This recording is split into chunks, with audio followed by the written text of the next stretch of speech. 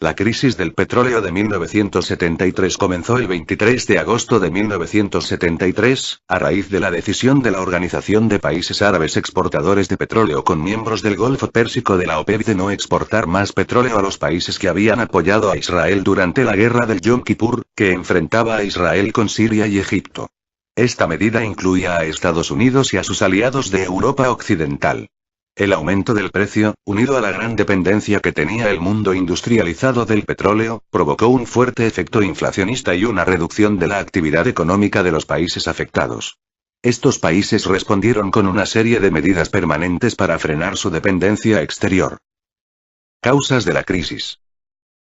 Antes del embargo, el occidente industrializado, sobre todo Estados Unidos, solía disponer de petróleo abundante y barato.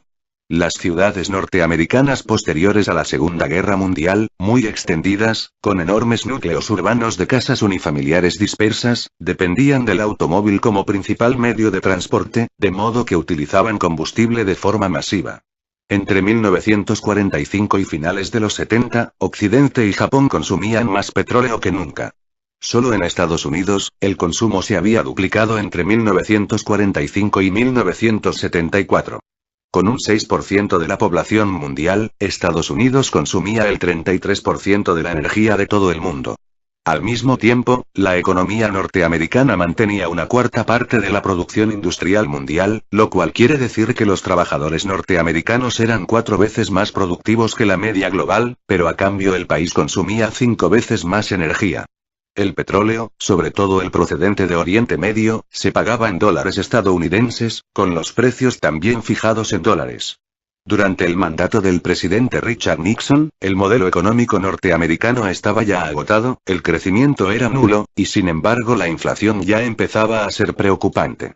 Durante el verano de 1971, Nixon estaba bajo una fuerte presión pública para que actuara de forma tajante ante este detenimiento económico.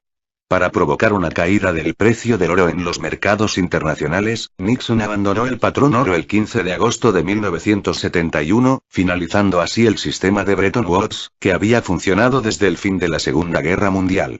El dólar fue devaluado en un 8% en relación con el oro en diciembre de 1971, y se volvió a devaluar en 1973. Impacto económico inmediato del embargo. Los efectos del embargo fueron inmediatos. La OPEP obligó a las compañías petroleras a aumentar los precios de forma drástica. El precio del petróleo se cuadruplicó desde 1974 hasta llegar casi a los $12 por barril. Los países de Oriente Medio, que habían estado dominados por las potencias industriales durante mucho tiempo, acababan de tomar el control de un producto básico. El flujo de capital se invirtió y los países exportadores de petróleo comenzaron a acumular una enorme riqueza. Algunos de los ingresos fueron distribuidos entre otros países subdesarrollados, cuyas economías habían quedado atrapadas entre el aumento del precio del petróleo y una disminución del precio de sus propias exportaciones de productos básicos y materias primas, a causa de la reducción de la demanda occidental. Además, gran parte de estos flujos de capital se gastaron en compras masivas de armas que exacerbaban tensiones políticas, en particular en Oriente Medio. Los Estados miembros de la OPEP, en vías de desarrollo, comenzaron a nacionalizar sus empresas petrolíferas. En particular, los saudíes habían adquirido el control de Aramco, plenamente nacionalizada en 1980 bajo el gobierno de Ahmed Zaki Yamani. Debido a que otros miembros de OPEP siguieron su ejemplo, los ingresos del cartel se dispararon. Arabia Saudita, inundada de beneficios, realizó una serie de ambiciosos planes quinquenales de desarrollo, de los cuales el más ambicioso, que comenzó en 1980, preveía una inversión pública de 250.000 millones de dólares. Otros miembros del cártel también comprometieron importantes programas de desarrollo económico.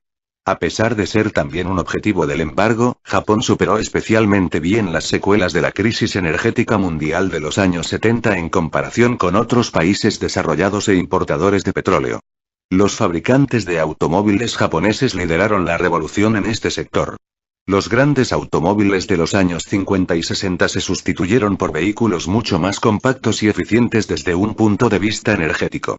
Por otra parte, en Japón había ciudades con una densidad muy alta de población y por tanto con unos transportes públicos muy desarrollados. Unos meses más tarde amainó la crisis.